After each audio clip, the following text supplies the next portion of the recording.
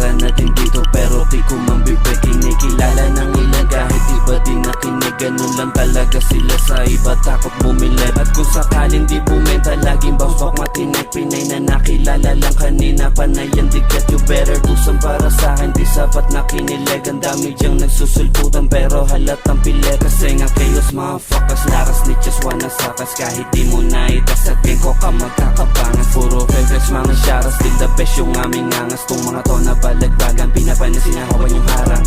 Hanod kay sa tiyan darating yung araw na gusto ko pila ang ipak sa tubo. In your face umuubo, yung sa amin mo ginugusto. Kahit di pa tinutok, so di pa nga tinututok to sa amin lang pinulot. Primera pa lang kasi pataas na ang lipat. Hindi na mahagilap, lagi lang sabit nagbababad. Laging pinupuno yung ebo, oras magsilab. Yes, sa makakapal na passion dyan tangin na ilab. O sige tro, better kay mag-go. Lang oras sa how they come and go. Anong bago bro, so I keep it low. Di matutuldukan sisiblihan sa amin din i-score. Kaya ipagpalagay mo na kami din yung boss. Plays all day, buong gang niya bless up men. Paki mo ba sa tugmaan niyang king? Palibasa di mo kayang gawin. Babahin pataas na marating. Kasamahan ko lagi mga may dating umiikot malaya. At walang piring mapusok di kayang kuhanin sa tingin. Kahit bebot mo di pumasa na maging kapubo ko baby kasi lang dating. Pinasasagin hanggang sa gabihin. Umahatak ng mga kagaya niya. Tapos pinausukan yung kwarto aning. Yan lahat kayo mga naaning. Yan naaning, tangin ng to mga naaning. Yan naaning, haha.